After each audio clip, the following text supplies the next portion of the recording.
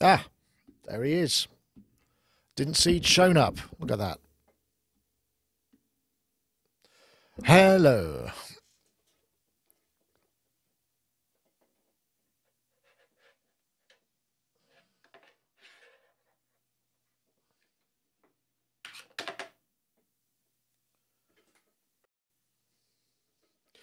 One, two, two. Let's see, I might put that on.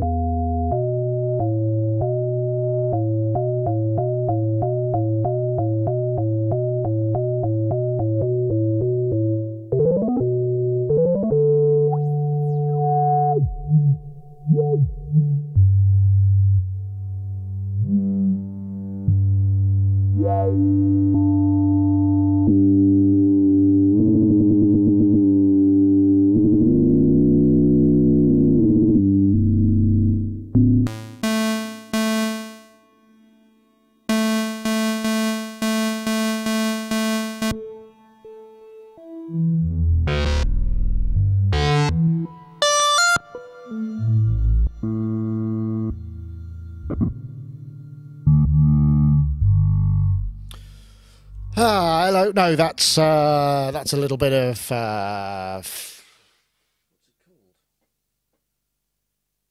it called? Microfreak, isn't it? Is it called Microfreak? I think it's called Microfreak. Yes, Microfreak. I'm still. I can't publish a review until May, apparently.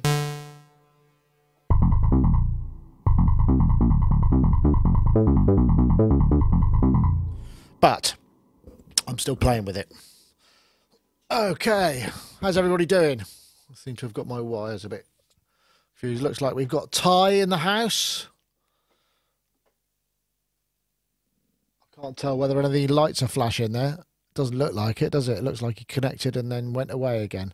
But I could be wrong. So we're going to have Ty, which will be great. We haven't known for ages. Robbie Bronham, we haven't had him for a while. And Gaz Williams. So quite a fun panel today. I don't know what sort of, if there's anything Ty needs to get off his chest today or not. We'll find out, I think.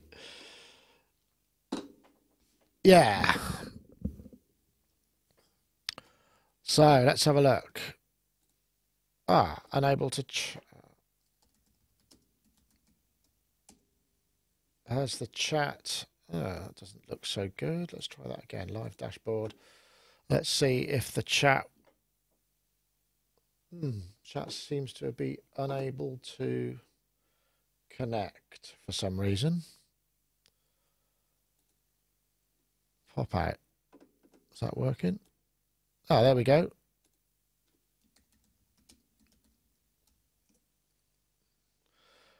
Right, that doesn't seem to work. Okay, I need to just... That's working. That's not. So I probably need to fiddle with something. I think I know what it is.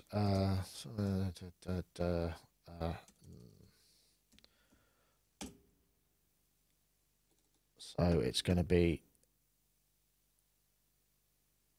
I think it's going to be that. It should be. 572. Let's see. That looks like it's the... Let's try again. There we go. We're back. That's good news. Everything's back in. I had a play with a Moog One actually at Bristronica, the place in Bristol, Machina Bristronica it was called, which was this event here. I went over on Saturday. They weren't allowed to do any filming there. It would have been really difficult because it was quite busy and quite not cramped because it was a big venue, but everybody was quite close together and it would have been quite disruptive. So I totally get that. But I did have a play with a Moog One, and when I got to it, it was all the notes were stuck, and I don't know whether it was programmatically. Ah, I see Ty there. I think I just muted him. There he is. Ah, there we go. Look, there he is. Mr. Ty Unwin. He can't hear us. Because, I had a play, so I rebooted it because I thought maybe it had just crashed. I mean, I don't know if it had. I can't say that it had, but I couldn't figure out how to stop the notes from all being sustained. So I rebooted it. It took about a minute to calibrate and sort of come back to life, which I thought was quite a long time. But I suppose there are a lot of oscillators and whatnot in that. And I had a little bit of a play with it. I could flip preset. It's quite complicated. So, and there was a big queue of people behind me. Ty. Hey. My goodness, you're cut off on top. We're only just about seeing. We're sort of seeing you from the nose down. That's it.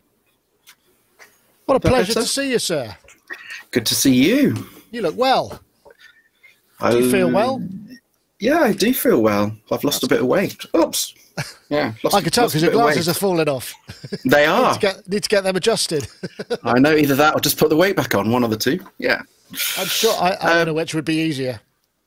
Putting the weight back on. Oh, lovely to have you. Yeah, it's good to be back. It's been forever. It has, hasn't it? It has been forever, Check me EQ. Is the sound okay, by the way? It's absolutely fine. Good. It's no problem at all. And I think we got a different view. We can see windows. That's not a usual view, is it? Well, not the last I swap round occasionally. Oh, okay. Not the last view. It's a slightly different view. I kind of it swaps. I almost did it up in the house because that's where I told you about the midge setup. So I almost did it up there with the. So I've kind of done a whole setup for the next midge album that's all analog and circa 1979-80 vibe. So hardware sequencer and loads of mono. It's all analog, and a Moog One in the middle of it. So a Moog One and then lots of mono synths. Oh, I had a little bit of a play on the Moog One in Bristol, but it was a pretty underwhelming experience just because I didn't have time. I've got a friend that played it there as well, and they said that it was incredibly underwhelming. They put round yesterday and said it was really underwhelming, and then they came and played mine here and went, "Oh, this is what it's meant to sound like." Yeah, it didn't really kind of blow me away, but it was it wasn't a difficult environment. It was a bit noisy, and there were lots of people who wanted to play it because there was only one there. But I think a great synth. You come and stand really special. Yeah, but when you stand in front of it for and you've got 2 minutes, it's like, yeah, no chance unless you know what you're doing. No. I don't know what I'm doing because I didn't figure out the layers. But when I got to it, I was saying before that all the notes were stuck, and I don't know if it was a hold mode that I hadn't got to. So I rebooted it, and it took about a minute to come back, and recalibrate and whatnot, which seemed quite a long time. It does. Yeah, it doesn't. I suppose that's not surprising. Yeah, it takes a long time to boot up, and but once it's there, it's a bit of a special. It's quite special. Excellent. Yeah. So it's really good. So, that sounds great. And my Quantum's been replaced at last. 6 months it took for my Quantum to be replaced. There was a problem. Yeah, one of the knobs was broken on delivery, and that's a drag. And also, it was crashing far more than it should have done. But because of the stock of them, it's hard to get, isn't it? 6 months I've waited to get a replacement. So that's good. Good job you didn't have to recall any cues that were using it, eh? Oh, I didn't use it because I was explaining at the time, I kind of have I have to kind of form a relationship with a bit of gear, and if I know that it's not mine and it's going to go back, I can't form the relationship, so I just don't use it. Okay. Yeah, I guess that makes sense. Does that make sense? I mean, it sounds really poncy, but it's I think it's perfectly acceptable. It's I have to know it's mine and it's going to stay here, and then I can kind of get to know it. But because I knew that one was going back. because when it leaves, it'll be able to tell stories about what you did to it, and so you've got to have everything's got to be completely. Welcome to my world. You understand? Can't sign completely. an NDA, really, can Yeah. it? Oh, great. But cool. Yeah. Well, I'm just thinking, what happened? What else has happened here? Yeah, no, I've got the Micro Freak, which I have to say, is it good? It's really nice. Yeah, it is really good. The only thing it misses is at first is just a delay or something, just something to kind of. Because it's so harmonically rich, it's one of those things that, you know how harmonically rich, especially digital stuff, can just sound a bit cold. But as soon as you've got that sort of harmonic shifting with a bit of time-based effect, it just comes to life even more. I mean, it's actually it sounds pretty good. Sounds pretty good. I have to say. I have a feeling I may be partaking. You're blocking up a bit at the moment. Hang on a minute. It's because I'm just trying to open up the chat room. I'll be back with you in a second. Okay. All right. No problem. Let's see what else. So am I missing? Yeah, I've. What am I trying to? God, this is how long it's been. I'm trying to figure out. Hang on a minute. Sonicstate.com/live, and then you should. Yeah. Oh God. I'm not sure whether that's you or that's my crappy my crappy website design. No. Hang on a minute. There we go. He's there. Let's get rid of that. We got it. Okay. I've just realised I haven't. Do you remember I have to go and turn all the Sky stuff off? Oh yeah, because it hogs your bandwidth. Yeah. Yeah. I'll go and do that now. There's time. Yeah, that'd be great. All right. Cool.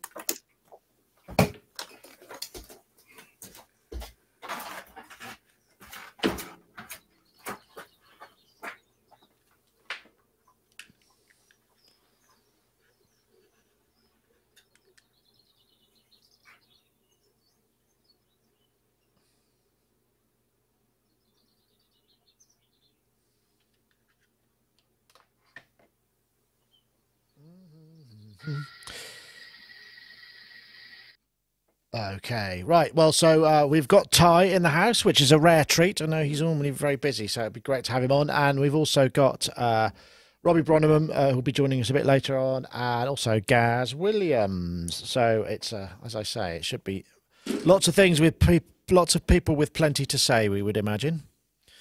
So what else has been happening? Yeah, Synthplex happened. We did. Jim did a sterling job getting some videos up. I think he shot and edited 15 by Monday, which is pretty damn good, or maybe yesterday, Tuesday. So good work for someone who's not a full-time Sonicstater and doesn't do that sort of thing all the time. That is a really impressive. Well, it's impressive, whatever, but it's also impressive. Doubly impressive, I would say. So if he's watching, big thanks to you, Jim, and I'll mention it in the show because I think he did a great job. And it meant that our remote working thing where we could send him, the templates and all that stuff worked really well. So I'm pleased with that, more or less. Worked really well, just a few tweaks to be done. What mutable module is the Micro Freak based on? That's a good question. I think... Is it plaits or is it braids? Let me just have a look. Micro. I'll Google it. I'm sure you're probably doing the same. So it's probably not. It's just a question of who gets there first. Micro Freak mutable.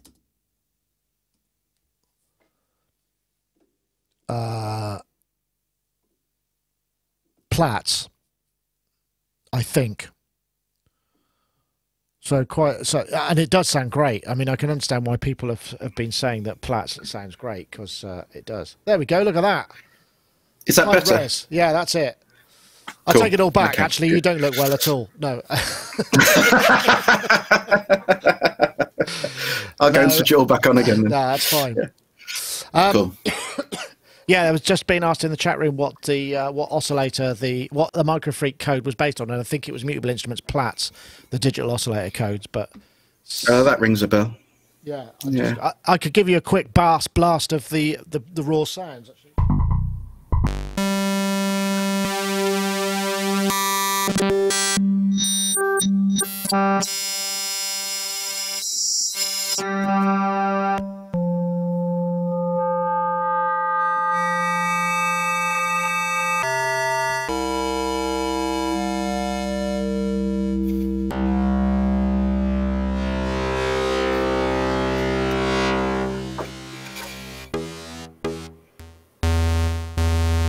Hello.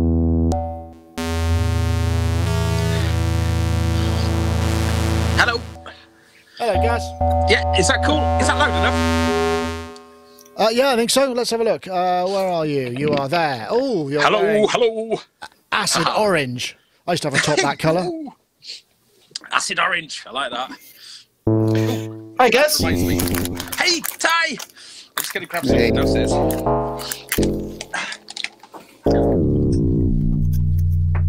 Yeah, the FM, the 2-op FM sounds really nice.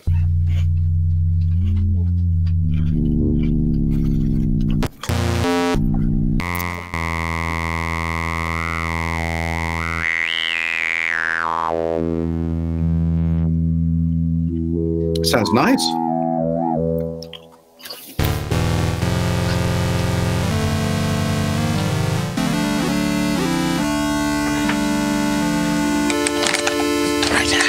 Ratio. Frequency. Frequency. Frequency. Frequency. Frequency. Juliet. Juliet. Yeah, so some nice stuff in there. That sounds cool. Ooh, what is it? They're not available yet, are they? No, in fact, I posted a little Instagram thing of just a patch because I've seen this stuff all over the place. It came out, people were posting all over the place that had them, and Arturia said there is an embargo till May the 7th on media stuff. I was like, oh, is there? I didn't realise. Are you joking? So yeah, I've probably Because I'm in April the 5th mode, desperately. of just course. Buying it's my yearly Splurge. just Your I yearly just tax need- avoidance for 24 basically hours. just I need to get rid of money kind of mode for the next Excellent. 2 days. So Well, today I've just maybe I could talk you into a wise business investment. yeah. Or maybe an unwise one. If you're trying to jettison cash, I could think of a way to make a loss right away. Invest in us. That'd be great. Don't don't. Some of the things over the years, don't even go there. I have so many funny stories about me on April the 5th. It's painful. Some of them are very painful. But today I've just bought. Yeah. Today I've just bought a Deckard's Dream and what's the other one that Black Corporation are bringing out? The Cobalt one. Oh, really? I've just ordered one of those. Yeah. Wow. Nice. So, and a Deckard's Dream and the expansion thing. So Jesus. Okay. I know. You're going for sort of largesse of electronics, but not in actual size of largesse, because That's what I got to. I've got no room. I mean, there's an ongoing thing that this studio, because I think I told you. I mean, Gaz has seen it, so I've got two, and the second one is going to be knocked down to build a bigger one, which is then going to go straight through from here, and that's just going to become full of synths, and then this is going to become more mixing. So I'm having all the desks here expanded, just so I can fit another screen in the middle, and it's an absolute mess. But it's costing. I mean, it's costing almost $4,000 just to have the desk widened by about that much. Really? Yeah, because they have to do a whole new. Yeah, they have to do a whole new surface for that join. So yeah, so is that because they've got a very fussy client, or it's just because? Why are you implying that, gold?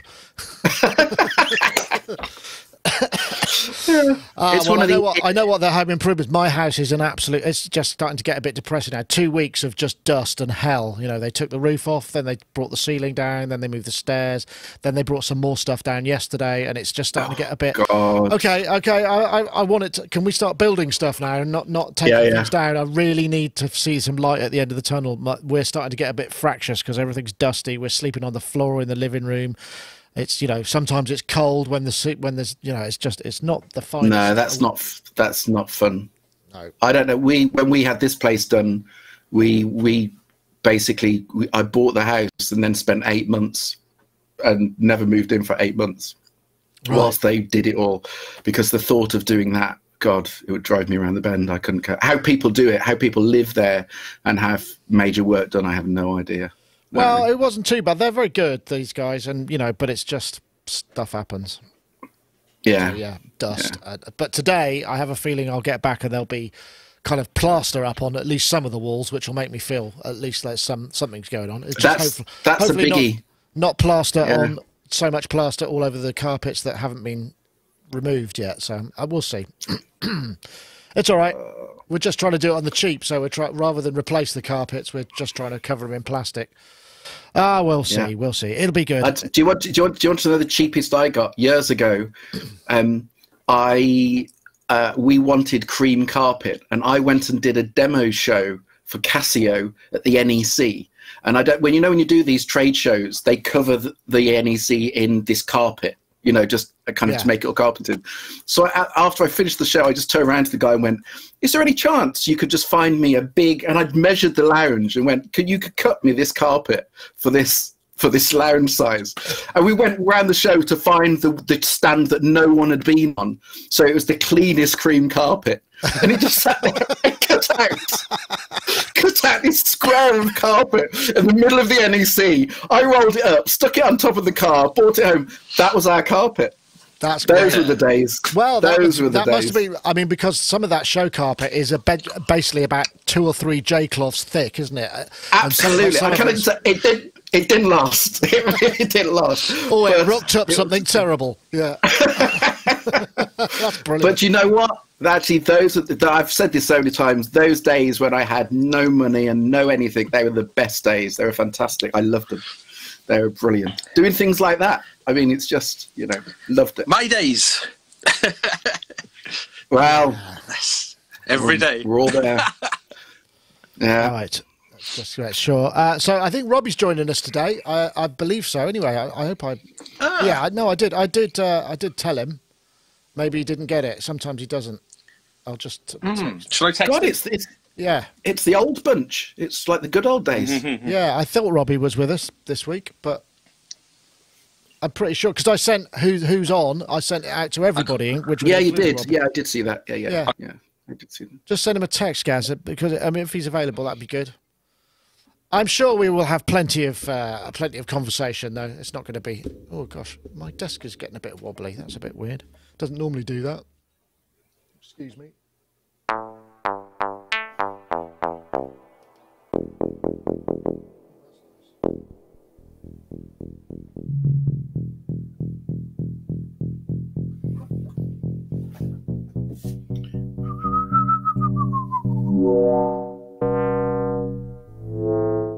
That's just the modal model, apparently, modal synthesis model. So we're going to see. Yeah, no, it's 4:05, isn't he? He should be here now. He's not normally late. I'm sure we can do it with 2 of us, if 3 of us, if we need be. But right. So what has been going on? Well, just have you had any response from Gaz? No, I thought Rich was down for doing it. No, I said Rob. Okay. But he did say that he was up for it. But if he's around, Robbie or Rich? Sorry, Rich. Okay. Right. Trying to organise that now is always a bit difficult. Okay. Somebody. So I just want to make sure that I did say to who it was, because if it you did send the email saying it was going to be Robbie as well. Yeah. Okay. It definitely said Robbie. All right. That's fine. Oh, I've got a message from Robbie. He can't get on. He says he can't get on. Oh, really? Mm-hmm. I'll find out. Okay. Hold on. Just 1 second. This is what we. Right, sent. Where did I send? Steve Thomas. Yeah, but he often uses the same link he used last time, which might not be the same link because he needs to. Where is it? Did I send? Have I sent something? Today's show. Yeah, I sent Robbie. Yeah, he's telling me that he's got his internet is down. Okay. All right, let's do a show then. All right, we'll just get on with it. Okay. Because if he can't make it, he can't make it. That's fair enough. Right, standing by, everybody. Let's do a show while we.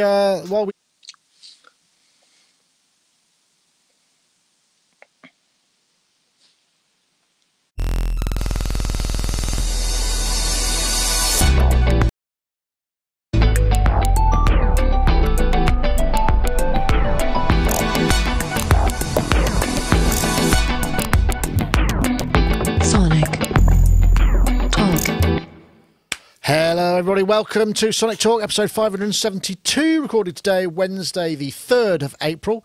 Obviously, this is just the beginning. We've had April Fools in the way. This is we'll probably get onto a bit of that later on. We've had what have we had? Oh, no, I should get the other stuff out of the way. This is a music technology podcast, I think.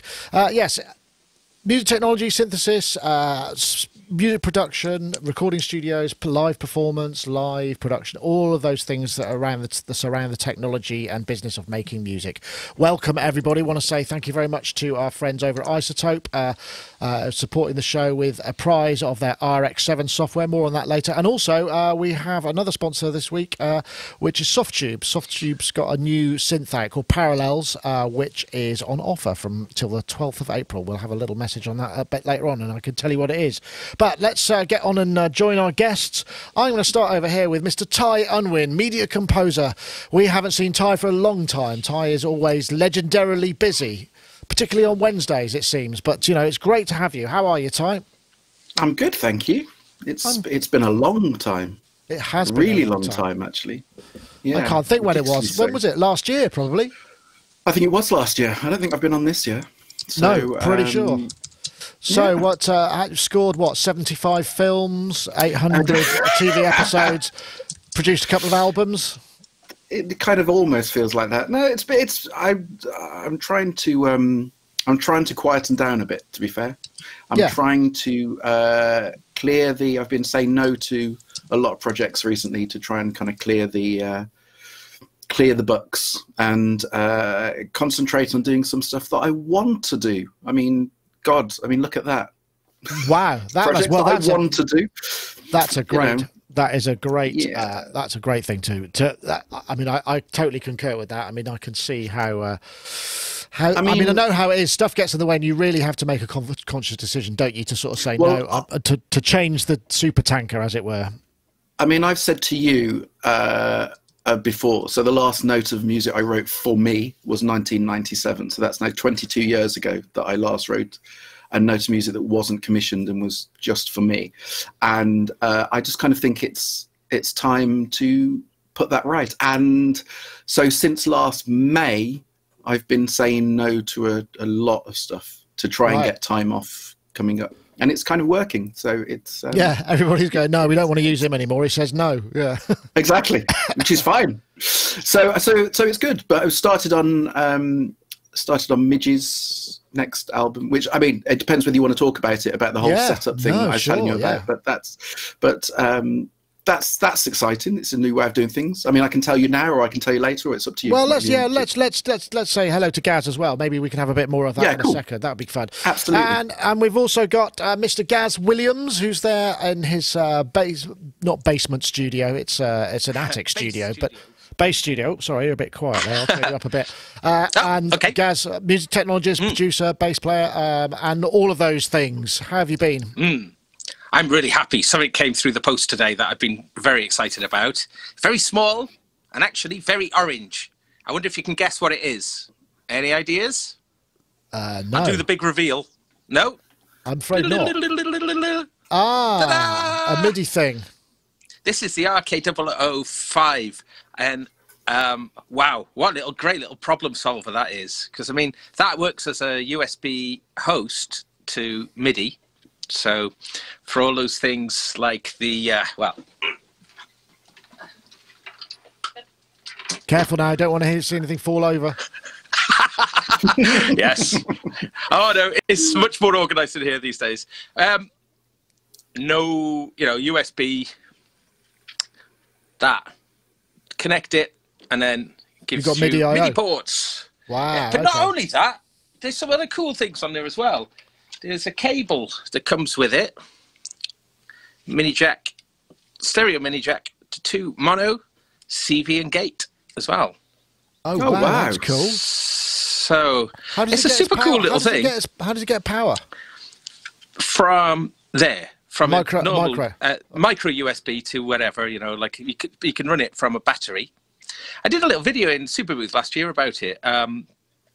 But what's super cool about this, though, is unlike, I mean, there are other things on the market like the Kenton one, but this, you can plug a host, you could plug a USB hub into it. so you can have loads of things connected to it. Oh, that's So- cool. They do make some great So- stuff, don't they? They really do. They're so clever. There's so much clever things, and they use a little web configurator to make to put all the settings into it, and I have to say the graphics. My wife said she'd wear this. It's got a bit of a yin yang vibe, hasn't it? Yeah. Yeah, but so retro kits. They wow, what a cool little company. Oh yeah, definitely. Oh, good to get a little plug in there. Absolutely. Well, I'm glad that I love them. I think they're I'm glad that stuff is going well and good and all of these things. So that's marvelous. We had we should start with this week. I mean, because we've had obviously a couple of things going on. 2 shows. There was Synthplex in Burbank, which Jim Hayward from Synth Memes, who's a friend of ours, he basically covered it on behalf of Sonicstate. There's 15 odd videos up there, but that was a brand new event. There was also the Machina. We were plugging it beforehand, weren't we? And I think it turned out to be a really good show. Lots of people went. And it was very well attended. And then there was also Machina Bristronica, which was in from Elevator Sound. They were kind of quite a smallish shop, I mean, geographically. But they brought together, it was massive. It was in a club called Motion, which is, I'm told, one of the top sort of 10 European clubs. Big sort of 2 big rooms with big sound systems. It's like full on, it's like industrial scale night clubbing that, apparently the kids love these days. But it was full of synth people. I saw Finley Shakespeare perform, talked to a whole bunch of people. It was really good. I mean, I didn't film anything there. There wasn't really set up for that, to be honest, but it was that was great. So there's 2 brand new events. I don't know if either of you went. I know you, well, I don't know, you didn't go, Gaz, to Bristronica, did you? No. Missed that one. That's a shame. Yeah. But it's interesting, these 2 new events. It's sort of quite an interesting thing. And I think the, like I say, the Synthplex thing worked out pretty well. So maybe that'll be a new one on the calendar. What was the last show you went to, Ty? Was it our event in Bristol? Yeah. Right, it's honestly, it's fine. All of these shows, I'd love to. It sounds such a bad excuse, but I'd love to find the time to go to them. But honestly, I don't have the time. Yeah. Well, I didn't have the time. I may hopefully coming up have the time, but no, I haven't been to one for forever. I can't remember. I mean, I would have looked. You should think about Super Booth, Ty. No, I know everybody keeps going on to me about Super Booth, but the dates just don't line up for me. They're not good. Not this year anyway. They're really. I know. No. I know. Chuck us. Because that's how it works. Yeah. So I'd love to. But yeah, they just don't line up. But it's the Bristol one sounds great, and I know quite a few people that did go and said it was really good. Said it was for a first event. It was really worth going to. I would say. How many women were there? I didn't count them all, but there were some. 3.5. Hooray! No. There was definitely some. But yeah, it's okay. Well, and also we just got news. We've been asked to be involved a little bit with the Bath Music Festival because it's been very much classical up to now. And I've been talking to Will Gregory, who's as well as Golf Rap, he's been involved in the festival trust, sort of helping put stuff on. And we're putting together a little electronic music event sort of thing. And we just got confirmation that we've got Apparat, who's a big act, and also Dataline. So they're doing a double header. Great. Yeah, in Bath on the 26th of May. When we got more information about that, we'll plug it a bit more and you can buy tickets and come along. So it's about 800-seater, so it's a Sunday night. But if you're in the area, I think it'll be a really good night. So, I mean, Apparat is awesome, and I'm amazed we got him, but we managed to get him, so that's cool. So hopefully the beginning of more great thing. I saw Dataline do the after show at the end of Super Booth last year. He played an absolutely storming set. His ability just to kind of build on the fly and just and to ebb and flow is just incredible. He really is a grand wizard at the kind of. I'd agree with that. Yeah, really good. In fact, I was noticing that Finley Shakespeare was using a Digitact for the rhythm side of his things and processing his vote. That was kind of cool. I really enjoyed his set. Actually, it was very good. Oh, I met and was introduced to Steve Davis, the famous snooker player, who was also apparently now he was doing a talk. Milo Melodies, Alex was interviewing him at the British event. So yeah, it's fun. Well, he's a DJ now, isn't he? He's a DJ, He's a DJ and also into music. You know, getting into Modular. synths. Yeah. Okay, let's get on to a topic. April Fools. Then, what was your favourite? I have to say, my favourite one was I think, and most was this one because it was so believable. The Korg Vol cassette. That is almost. And it was so brilliantly mocked up, and also it was so Korg that the artwork and everything. So you know, the play, recorder, rewind, 4-track recorder, 7-segment LED. Yeah, what was it? They said it was going to be 1/8 inch. I don't know how much it was going to be. Can you see the Korg? So that was a cracking one. But there was lots more. But the thing, it's hard to pull off, I think, because they have to be believable, and most of them aren't. I don't know. You see, the irony with that one is, I honestly think if Korg released that people would buy it. Yeah. And I think that's the irony, because I'll tell you for a fact, if they released that, I would buy it. And I'm sure I'm not the only one. No. Because I remember the days of do you remember things like the Fostex X15 or the little ones, the X15? Or the Vestax, whatever it was, and little Tascams. And I remember those, and honestly, there's something, and I know a lot of it is rose-tinted spectacles, but they had a certain quality that you just can't get. And I'll tell you for a fact, if they released that Korg, I would buy it, and other people would buy it, and that's ironic. But you're right about the others. You're right about the others. It seemed like quite a dull year for you get good years and bad years. It didn't seem like a great year for April Fools this year. I think, honestly, it's because with what's going on in the world generally, which all seems so ridiculous at the moment, that any kind of April, you could put anything out these days and it's believable, because what's actually fact and is going on is so unbelievable. Well, that's probably that's probably quite true. We're a bit, maybe we've become a bit numbed to it. So everything's so ludicrous. I don't know, guys, did you see any? You seem the sort of guy who probably would pull the April Fools, some sort of April Fool on the day. Of course he did. Of course he did.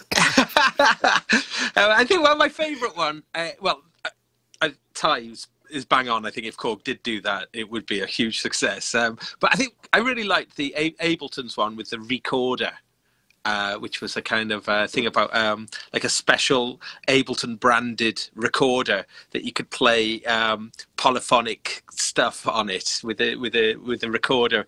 And I think that was quite good fun. But I think they also released it. I haven't actually downloaded it, but I think they released a little plug-in to go along with it. But the guy, this thing, there's quite a cool little video there. It's quite funny, and it's like an Ableton branded recorder. Oh, let's have a look then. We'll give them a bit of a plug. You know, the times have changed. I remember growing up, it was my ticket to everything. I was guaranteed to be the center of attention. I got gigs, dates, I had it all. But then computers, the world moves on. There's no place for people like me anymore. In jazz clubs, it's not about the skills anymore. It's about the scales. In clubs, it's so loud, you can't hear anything. And you can hear a recorder, though. Oh, that's Vanessa. It doesn't matter how beautiful a melody is or how good you are as a player. No one likes you unless you play chords. It's a polyphonic world. You know, the recorder was my first love.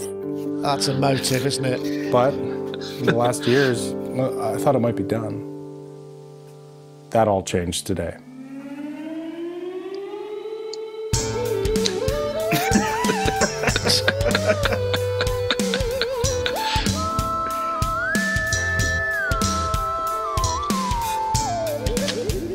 I get the picture. Gaz is just liking it. Gaz just likes the music. That's all he's, you know. Yeah.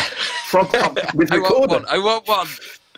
It sounds like a swelling whistle. At least that was funny. And I think that's the difference, that a lot of them I found this year, they just weren't, some of them had put a lot of effort into it, but they just weren't funny.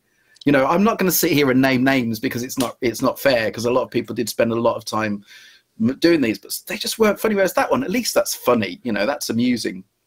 And Yeah, you know, yeah, exactly. I think it's Gaz fair would enough. buy that. I think, well, so far we buy the recorder and the Vol cassette. Yeah. I thought it was funny. So obviously, I targeted us. I thought what was funny is the Vol cassette actually has more channels than the Volca Mix, right? I think just about. Oh, Yeah. oh, that's harsh. Well, you know, except they're not stereo, so that to be fair. Do you know what would have been funny? They should have just should have put an advert out for the Volca mixer. That would have been funny. Oh, that is hard. Oh. Okay, right. Yeah. Well, maybe we should move on before we alienate any of our chums in the industry. Any more of them? But They can all take a joke. They made a great comeback. They made a great comeback. I had to go with the Volca modular, and it's absolutely slamming. And the Volca drum as well. I mean, that is such a comeback. Those are two cracking little Volcas. So, you know, I think they've atoned, I think. And the Minilog XD, of course, which I think we're getting in for review at some point. Cool. So yeah, that was fun. So yeah, good. Well, let's just have a quick word from our friends over at Softube, and we can talk to you about the new Softube Parallels. This is an ad, actually, I suppose, rather than us talking about it, because we haven't had it checked out. New from Softube. Basically, they sampled a load of really long evolving waveforms from a very rare collection. So it's not just sort of single cycle stuff. 2 parallel source selections to plug in with dual wave scannings, so you can create some really complex and moving sounds. 2 parallel sources means blended sounds, opening up more possibilities. Up to 14 voices, because it's quite, as with a lot of their stuff, it's quite heavy on the CPU, but it does a lot of great things. Hundreds of expertly created patches from people like Devine and BT, all those guys. 3 analog module filter types, including a low-pass gate. 5 types of modulation source: LFO, random, Euclidean sequencer, step sequencer, and envelope, and 5 built-in effects. And this is available now. I think it's reduced to $129 from $149 till April the 12th. So do check it out. Go over to softtube.com and have a look. We would thank them for supporting the show. So the next thing that I was going to look at was, oh yeah, well, here we go. Here's a new synth.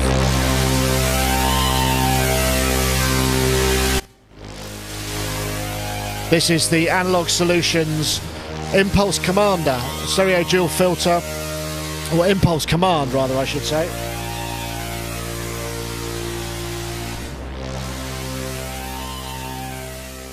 Which looks kind of interesting. Stereo, so if I bring it, I don't know, I can't have them both. It's a stereo synth with modulators, digital effects built in as well, but lots of analog patch points. And I think it builds on, because Tom's done a lot of really interesting work with these kind of sequencers that are very much geared to live performance. Sounds quite beefy, this. I think this is a tease. 24 dB low pass. That sounds nice. So yeah, new from Analog Solutions. I think we'll probably see it in the flesh at Super Booth. I mean, I've got some screenshots of it here, which are showing up, but there's not as much information, you know, out there quite yet. I think it's going to be about 850 quid. I know a lot of people really dig the Analog Solutions stuff. Have you got into the Analog Solutions world? Because I know some people just it's like an addiction. You know, once you got one, they've got to have more because of the sound. It's got a very specific sound. It does. I've got, what have I got? I've got a fuse box, I've got a couple of Nyborgs, and I've got a Mega City sequencer. And I've said this so many times that if you want that kind of late 70s, early 80s kind of analog sound, the best people that do it are Tom with his Analog Solutions and Dreadbox. Dreadbox and Analog Solutions are the two companies to go for that kind of really raw sound. And I love Tom's stuff. I think the Analog Solution stuff is really good. I have to say this one is slightly less me, because as you say, it's more concentrated on the or not concentrating, but it's very integral, the sequencer side of things. And I'm kind of, what I've found over time is the fact that having things with integral sequencers for me is less my kind of bag, really. I mean, I bought the Mega City because it's very specific, it's very sophisticated sequencer, and it's unlike any other kind of step sequencer. But yeah, the sequencer on this looks really clever, and it sounds great, but it's just, I'd be using it more as a module, and I think I'd be kind of wasting it. But sound-wise, you can't beat them. They're fantastic. Really good. Really good. Yeah, we should be seeing this, like, we'll be there at Super Boo with that. But yeah, I don't know if you had a chance to play with any of this. So I know Doty's a massive fan of it. I haven't played with this one yet. I think there's a few things that are really interesting with it, though. I mean, the price point, I think, it was a lot $8.50. Yes, more affordable than I was expecting. And the thing that's quite cool about the sequencer is you've got a 16-step note sequencer and a 16-step sort of regular sequencer, and you can run those sequences together and do all sorts of interesting stuff. And there's a knob on there which is, I think, is called note order or something like that. And I think if you turn a knob a complete turn, it'll make the sequence run in reverse. But then anywhere in between, I might be wrong about that. But anywhere in between, you can make the sequence kind of jump around a lot. So it's a really performer orientated approach to sequencing, which I think looks really cool. It's got a really nice presence about it. I think it looks kind of like can imagine that being quite a centerpiece in a lot of people's setups, and it follows on a certain trend that we've seen over the last few years of the semi-modular. This idea of the sort of desktop thing, the desktop, but could kind of like link with a modular rig as well, so I think it's a very clever move. And as I say, at that price point, I think it makes makes a lot of sense, and I think he's going to do very well with this one. I think so too, because it's accessing that. This is the other sequencer, the generator, which I suspect some of his sequencing chops from this have ended up in the impulse command, definitely. But it looks good. Like I say, we'll probably hear a bit more. It's not shipping yet, but I think we might be able to get a hold of one. But we'll see where we get with that. So yeah, what else? Oh, there was another synth, isn't there? Have you seen this? The Mood Fest. Speaking of which, coming up, as they often do, is they release something to the engineer kind of VIP tickets, and this is we think this is going to some kind of vocoder / fixed filter.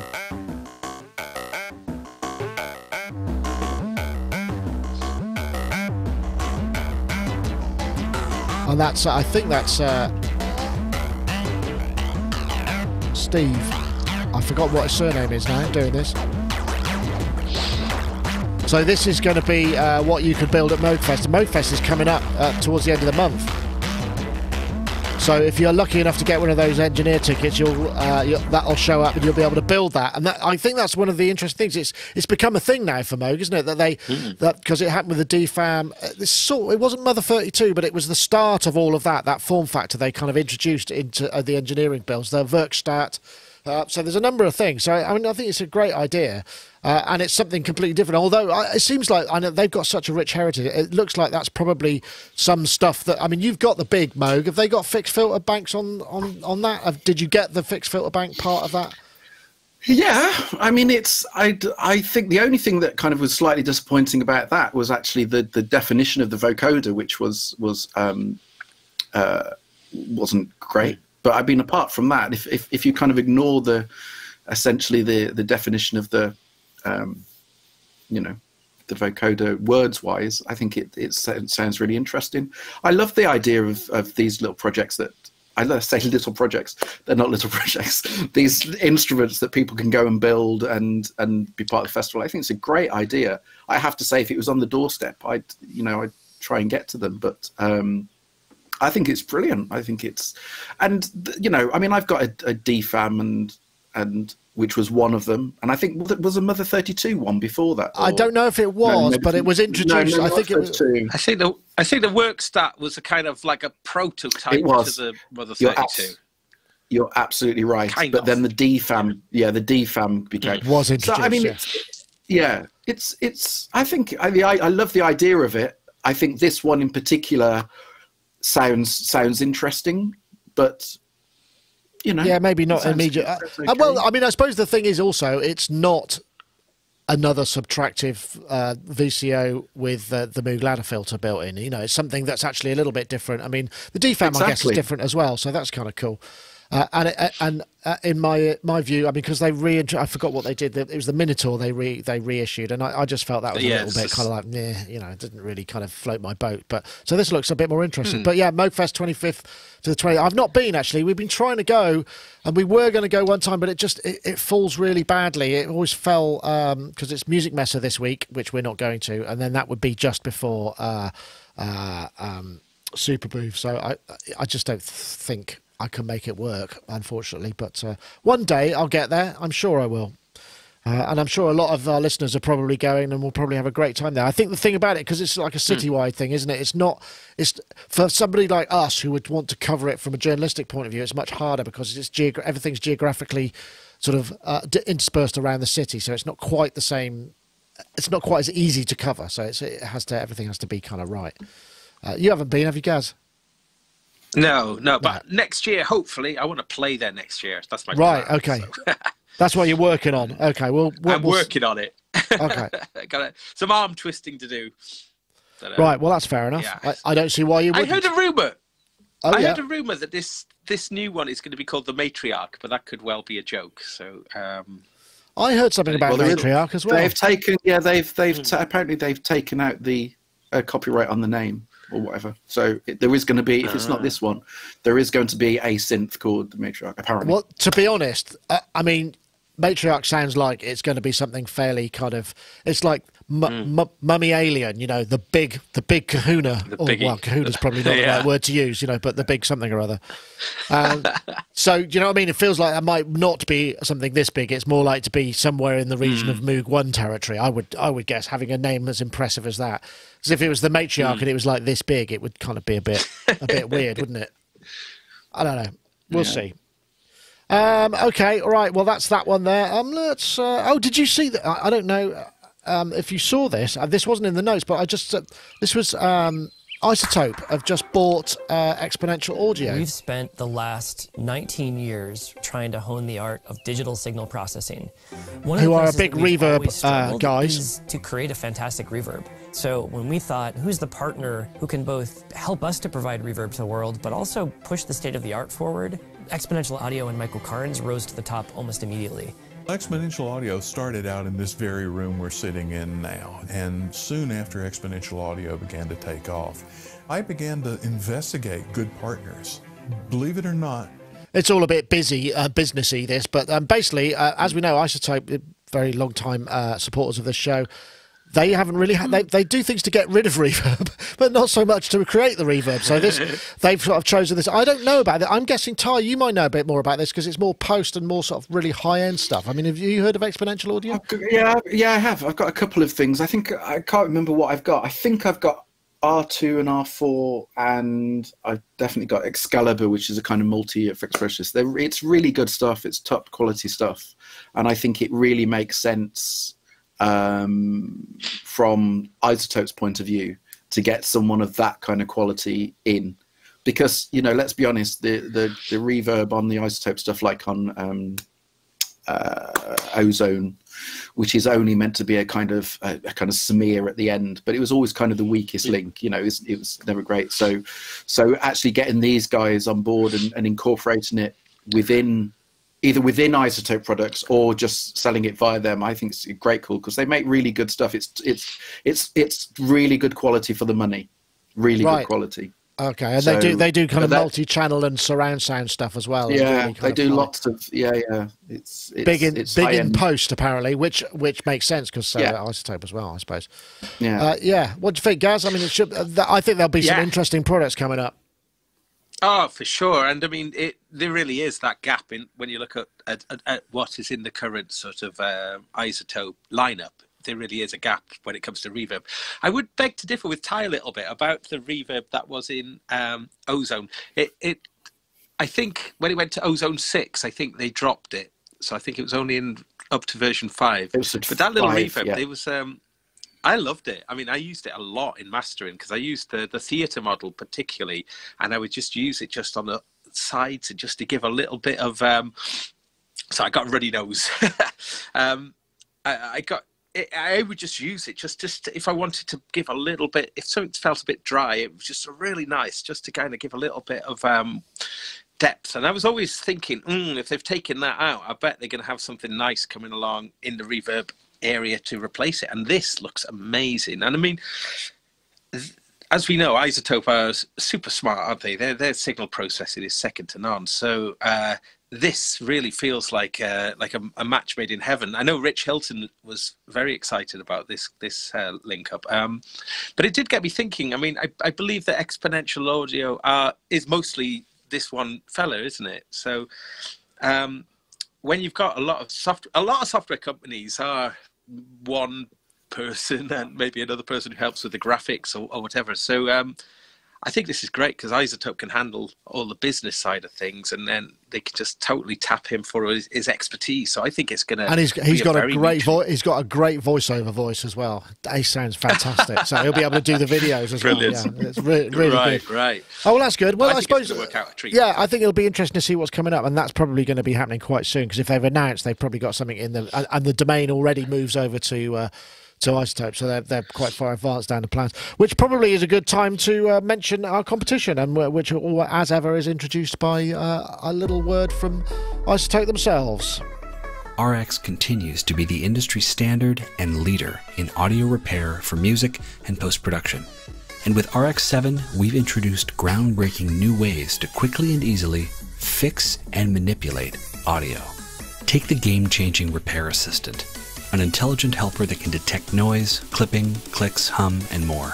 Also new in RX-7 is Music Rebalance, a powerful source separation tool. Drums too loud? Vocals not loud enough?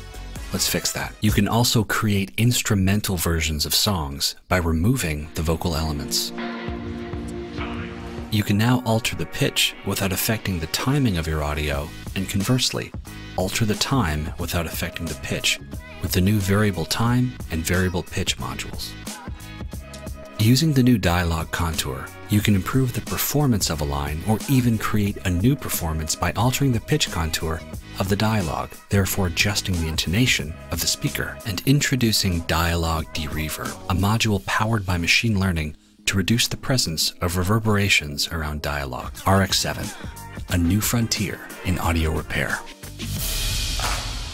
And, of course, you can check their stuff out if you just go to isotope.com. You can always download a demo for that. We have a competition winner for last week, someone called JJ, or at Wonder Choco. They tweeted the winning combination of hashtags and was picked by the computer. Desperately need some damage limitation, also for my brain. RX-7 will help a lot. Love JJ. So if you get in touch, JJ, you will now get yourself a copy of Isotope RX-7. And we're doing the competition again this week. We're looking for the hashtag Reverb Remover, which I thought was kind of apt, seeing as they've just acquired Reverb. Acquire and remove. You can do it in the same gig. Reverb Remover, one word, and the hashtag RX7, one word, to at Sonicstate and at Isotope Inc. That's Reverb Remover and the hashtag RX7 to at Sonicstate and at Isotope Inc. That's via Twitter. So do enter, and we thank them for providing the prize for this week's show, as ever. Right, where was I going to go next with this? There was, what have I got video for? Let me have a look here. I was going to look at there was an article on Create Digital Music about the fact that Apple have released an update which is supposed to fix some of the issues that modern USB audio interfaces were having. This is the USB 3, USB 2 stuff, not the USB-C, I believe. But it was to do with the security chip, and they fixed that. But it raised some interesting points as well about the fact that Windows kind of force you to do operating system updates, but they provide you with a way back, so you can have system snapshots, and it's very easy. Whereas on the Mac, it's actually not quite so easy. There are apparently, although I did find there is in fact APFS, which came in 2016. It's a file format that does allow you to create snapshots, and you can do it from the command line. So you can create a kind of back in time snapshot and then restore it as well. It's well looking into if that's something that you haven't got. But this sort of thing should be built into modern operating systems, I think. I know. For instance, you Gaz, you had exactly this problem before. The problem is, though, that from what I can tell, this utility stores the snapshot on the system drive, which is a bit pointless because then if you wanted to Right. restore it as in because your system drive was knackered, your system drive and all your snapshots would be knackered unless you'd backed up the whole lot. So not sure how that works. Yeah.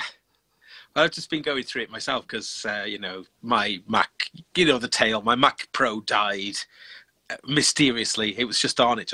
This is the tubular Mac Pro or the Trash can, dustbin, yeah. or whatever, trash can. It died. And then, so I had to give it to Apple to repair, and the repair bill was creeping up and up and up. And they asked me if I wanted to go on further with it, and I said yes, because it, you know, I just had to really. And eventually they couldn't repair it, so they gave me a new one, which was higher spec than mine. Oh, is it? So You was did that? It did work Yeah. out because I asked you. I said check Yeah, the it spec worked when it out arrived. amazing. What did you get? I thought it was so well. I mean, the thing is, when I got mine, because I'm a cheapskate, I always get, you know, I'm the opposite of Ty. I always get the bottom of the range things. So I'm like, I got the bottom of the range Mac Pro when it came out. That isn't when they replace something, it has to be the equivalent, but that wasn't available anymore. So they gave me the one. It was £1,000 more than the one I paid for. Whoa. So What did you get for that? More RAM? More RAM, better CPU? Better CPU. It's about a quarter faster. Oh, wow. Well, there you go. Result. So, yeah. So I thought it was like dead money, and it's turned out really, really good in the end. I mean, it's a bit mad that the Mac Pro is still on the market now, because it is like essentially still in its 2013 spec. And I guess they're just selling them until something new comes along. But anyway, back on point though, was I had to make a decision whether I wanted to restore from my Time Machine backup or go Just and do fresh. the whole thing from Yeah, scratch. So I chose to do this. I chose to do it from scratch. And it's been a long process, but I'm nearly there. I've got most of it in there. And I just kind of thought, well, I don't know what caused it to die in the first place, but I just thought, well, if I just install all of the latest stuff without the kind of legacy, and you know, through doing a lot of reviews and stuff, it's meant that I've had to have a lot of You install, software yeah, that maybe loads I of don't- crap on there. Yeah, no, that's a Yeah. very fair point. I think it's probably a good So idea. it worked out. And I have to say, to be fair to Apple, you know, I mean, I have been kind of ragging on Apple a lot lately, but customer service, when it works out, it can really work out. And this is really one of these examples of where it worked out really, really well. Because I mean, that was a machine that I bought nearly 5 years ago. So, you know, well out of warranty. That was so that, you know, so there is, you know, occasionally it does work work out. Yeah, I know what you mean.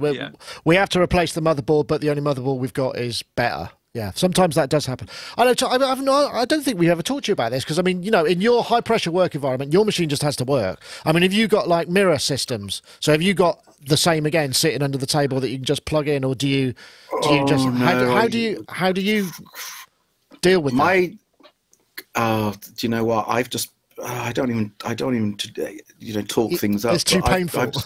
It is. No, it's just I've been so lucky because my system is so complicated and so all over the place that the idea of backing up drives to drives and systems is such a nightmare that I have the most unbacked up system known to man. And I basically just work on the assumption, because I write so much, if I lose... The main thing is I've got my mixes. That's honestly the way I look at it. I've got mixes of all the tracks I've written, and if I lose everything, I lose the projects. But the reality is I've got all my old music, and all I do is I just start again and write again, because I looked into trying to back it all up, and it's just ludicrous. It is ludicrous because I've got such an amount of huge drives and whatever. So every now and again, I will just take a drive, literally like a 24 terabyte drive, and then I'll then just go and buy another 24 terabyte drive and manually back it up. And So what about the that's- actual system itself? You know, the system drive with all the installed plugins and whatnot. So same No, deal. when it goes, when my it goes, it goodness. goes. I know. And but the thing is, it's also that I've just been really lucky, and touch wood. I am touching wood. It's never. It hasn't happened. But if it does happen, I mean, the main thing is I think I've told you before. So I've got quite a sophisticated traveling setup. So again, what goes on in my head is if I'm in the middle of the project. Yeah. I'll just go and work on the laptop until it gets sorted, and if it can't get sorted, I'll just buy a new. I'll buy a new system, and it's it's really. It's interesting though, because I mean, a lot of people in your position, generally, who are working a lot, they'll have an assistant who just takes care of all of that stuff. But you work very much solo in that respect, so you're not doing completely. I know, but it's curious as well, because I imagine you're working for large broadcasters and publishers and whatnot and TV companies. Mm-hmm. I wonder, there must be now some of these people who are saying it's your responsibility to make sure that you've backed up all of this stuff. If you don't and we want it, then you could get in. There could be penalties, involved in some. I'm guessing not with you, but because you've got a long working relationship. But with perhaps new people, there must be an element of that where you have to have kind of almost. They almost have to provide a sort of data integrity plan as part of the service level agreement as a composer. I don't think you're far off the mark. To be fair, I think that's fairly. I think you're probably right. But I mean, I've kind of never kind of crossed that. Fortunately, but I don't think you're wrong. Put it like that. But to be fair, I also have to say exactly like Gaz said, is that if something does go wrong and fails, there's almost, and this sounds so bizarre, there's almost a sense of, okay, it's almost relief going, okay, I can now start again. Because the idea of, do you know what I mean? Because I know for a fact that my system, I look at my system and it's so bloaty, and so I know for a fact that when I buy my next, whatever the new Mac Pro is going to be when it comes out, when I buy that, I will never copy it off Time Machine, because I don't even use Time Machine. So basically, I will literally take that blank machine and start from scratch again. And it normally takes me about a month, once literally just a month of trying to get everything back on, because you can imagine how ridiculous my system is. But then I have a fresh machine, and that will keep me going for so many years. And there's almost a sense of satisfaction of, okay, I haven't got to deal with all the crap that's on there.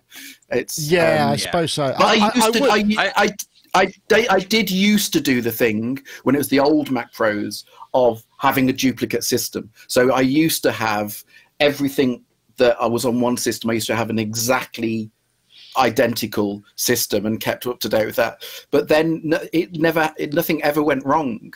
And you're very fortunate.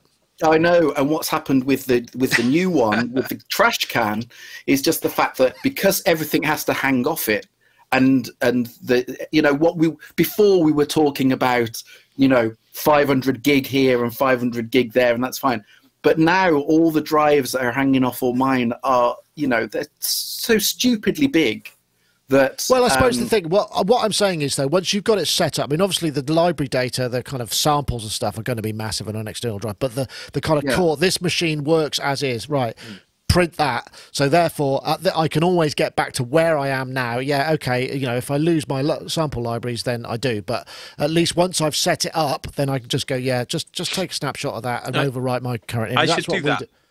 Yeah, I should do that kind of now, I think, because I think I have to say, when you're talking about it like this, it kind of scares me, and I do actually kind of think, I really do need to do something. The issue is I've got Time Machine drives just hanging there that I never use. I should switch them on, shouldn't I? Just press the button. Push the button. You should. Okay. You should. Yeah. I feel bad. There was one thing. I had a laptop stolen off stage, which was really, really horrible thing to happen. Yeah, but I'd also, I had with me, I had a bunch of external drives, which were the backup. I had the backups and the machine with me, which never do this, everyone. Never have your backups and your computer in the same, because basically the laptop bag was stolen, including the laptop and the backup drives. So I lost loads of data, like loads of data. And you know what? It was like a bit of a. It was, you know, I mean, it was a pretty awful thing in many ways, but there was this thing of like all of those unfinished things that have been gnawing away at me. Like, gone. They're just gone. Kind of like just they were gone. It was like, hallelujah! I can start again now. I don't have all that kind of legacy stuff. Loop. I got a great excuse. It's gone, and it did feel quite liberating. Like you know, liberating. You know, sort of data liberation. Yeah, do you know, that's a good thing, title for the show, I think.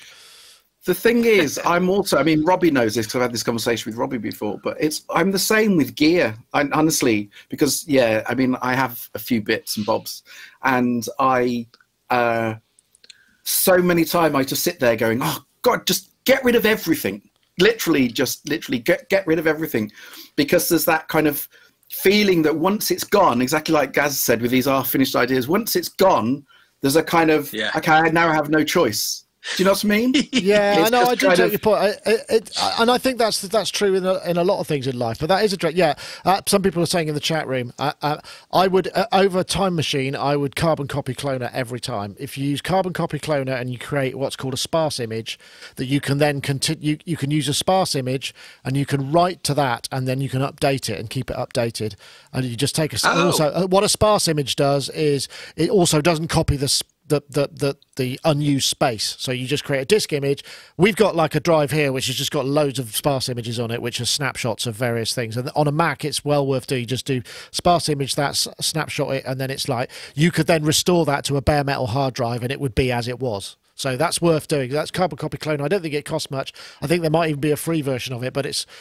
I would rather use that because I tried to use the Mac onboard imaging system, which was before Time Machine, and it never worked properly. So carbon copy cloner I know will work, and definitely. Okay, I promise you, I will buy that and I will do that. Thank you, Ty. It makes me feel a bit more. One of the things though was I was using a iLock that was the virtual iLock, which is tied to your motherboard.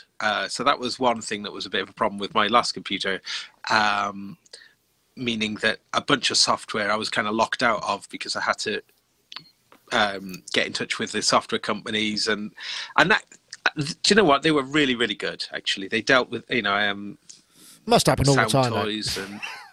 Yeah, I guess so. But it did make me think, though, that if you're using sort of soft, it has made me wonder about. I hate dongles. It's probably a long, as most people know. Really, Gaz? I didn't know that.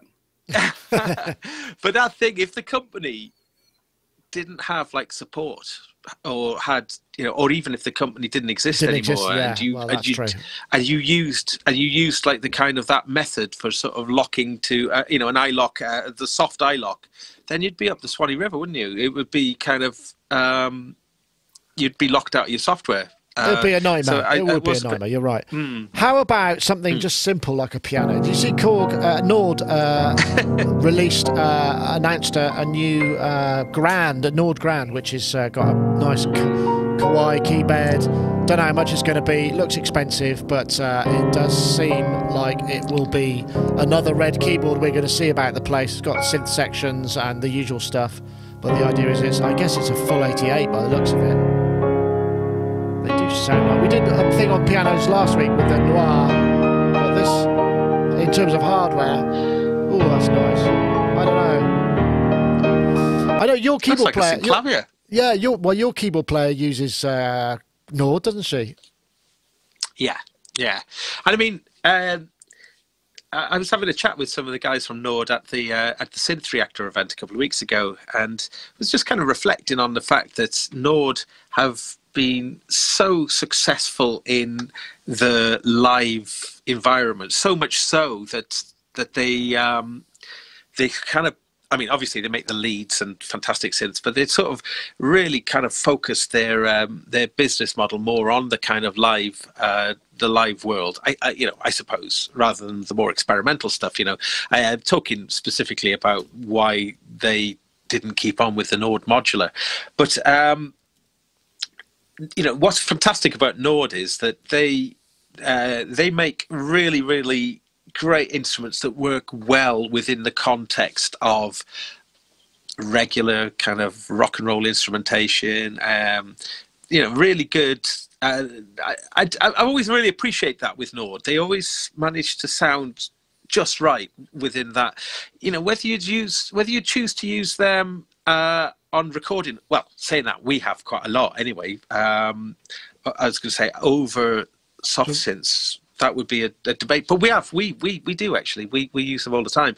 But I really think Nord are just one of those brands that have just managed to keep their reputation just right. You know, in fact, a lot of the bands I play in, the keyboard players use Nords. In the Charlotte Church band, the guy uses a Nord. And well, lots of things I've done Nords are, you know, they're kind of, and I really think that's they've got something. They've got something right, definitely right. They got it absolutely. So I think always the piano stuff always does just work really well in that particular context. Also, I've seen that they've also got those monitors that look like studio monitors that you can mount. Yeah, they sound really good. They're quite big though. But in the chat room, Synth Jam says in the chat room it's going to be 10 grand. You know, so it's an expensive thing. It's not. It's going to be. Yeah. So you know, they're not. I know, Ty. I don't know. You do you have any Nord stuff? I'm not sure you do. Do you? It's not your thing. Yeah, is it? I do. Oh, you do? No, I do. I beg your pardon. Yeah. My stage keyboard of choice is a Stage 2EX. I mean, I've got a Nord lead and things for the studio, but yeah. So I've got a Stage 2EX. Funny story behind it, basically, which is because I had an Oasis and I had to go and do some live stuff with a band, and so I'm a big fan of the Oasis, and this was just when the Kronos came out, and obviously the Kronos is a kind of cut down Oasis. So I said, okay, well, for the stage stuff, I'll go and buy mainly piano stuff, and the Kronos has a beautiful piano in it. So I went and bought a Kronos, came, started programming it, and I had it for about 4 days, and took it back and bought the Stage 2, essentially because the piano was so much better on the Stage 2. And the ironic thing about it is the one on the Kronos is, I don't know how many gig it is, but it's a big piano. And the samples in the Nord were, I think they were like 200 meg or something like that. And it really did absolutely prove the point that it's not how big it is, it's what you do with it. And yes, it's true. No, I've seen it, guys. No, I haven't. I've just read. No, I haven't. What are you for the saying? restart. Okay, yeah, sorry. So no, because the thing is about the Nord pianos, and I know this is a real bone of contention. Some people just don't like them, but from a, you know, I'm a pianist. I have access to proper pianos and you know, whatever. The Nord pianos feel like an instrument. They feel like they've been programmed by someone that's a musician, and there's a musicality to them. And what it felt like with a lot of pianos, including the ones on the Kronos, is that technically they're great, but as a musical instrument and a musical sound, they don't hang together so well. And the thing is with Nord, they don't use that many samples, but what they do with them is amazing. And I love the Nord pianos, and I wouldn't look anywhere else. If I was going on stage and you was wanting a piano, I mean, if I couldn't use I've got a V piano. If I couldn't use that, I would take the Nord any day of the week. And the other thing is, just in relation to the new one, this new instrument, is that if you play the Kawaii action, that action is beautiful. That action is the nearest thing you're ever going to get to a proper real piano. Okay. That's, you're paying a lot of money for that Kawaii action, because it is incredible action. It is. Beautiful. Well, I mean, as we discussed last week, we were talking about pianos, and I was just sort of saying, okay, it was the Noir, the Nils Fram's Noir. And the piano that sampled off will cost you 130 grand, you know. So, well, this is the thing when you. Yeah, this is the thing, is that if you really want to get into the piano world, you know, kind of realistically, to get the best of the best, you have to pay those kind of prices to get the best. And kind of, so if you can get, but at the same time, that they're works of art. That's the thing. They're works of art. They're not. It's a proper musical instrument. So, you know, it's kind of, when we talk about spending what is a lot of money for us compared to real instruments like that, it's nothing. So, you know, but I think I have to be honest with you and go, I think 10 grand is going to be, their sales are going to be, we'll say, limited. Yeah, but, I would imagine so. But at the same time, there will be a market for it. And, you know, but I love Nord stuff. I think Nord stuff's really, and the build quality, second to none. So, oh, cool. Except the gig bags. The gig bags that they got, they always fall to bits. Okay. So that's the only bit. The Nord themselves are super cool, but the gig bags fall to bits. Right. Okay. Well, that's worth knowing. That's always worth knowing, that kind of information. I think we might have actually reached the end of our topics that I can fit in today, because I've got before I go, actually, I want to say there's no live show next week, because next week I'm on theatre sound duty. I'm going to repurpose the X32 and I'm doing the sound for Sister Act in the half term with 20 radio mics, which I think is going to be quite challenging. Ooh. Quite a challenging exam. But I did record an interview with Carolina Ike a couple of days ago, and that will be playing next week. So we'll skip a kind of announcement, but we'll have all the other. It won't be live, so I'll post that. So we'll be talking, and then the following week, or the 17th, we're in talks with Tara Bush, who says she's going to do a live performance from LA for a Sonic Talk. So we're just going to figure out how that would work best. So she's going to be on the show, and because she's plugging her Patreon and doing lots of creative stuff at the moment, also is gearing up to do live streaming sound, so at performances. So she said, "What, can I come on and do that?" And I thought, yeah, great. So we're starting to plan ahead, which is unheard of. And Tara, of course, she's the reason that I got to meet you in the first place, and how absolutely, it's the connection. Yeah. So that'll be nice. I'm getting all teary-eyed. You can't tell. You can't tell. Okay, brilliant. Well, I think that's probably it for this week. So I want to say thank you very much to everybody. Don't forget, if you want to check out the Softtube Parallels, brand new soft synth from them, if you go over to softtube.com, that's on offer. It's like 129 from 149 up until the 12th of April. Well worth checking out. And also, do enter the Isotope competition. We're looking for the hashtag Reverb Remover and the hashtag RX7 to @Sonicstate and @Isotope Inc. to win a copy of RX7.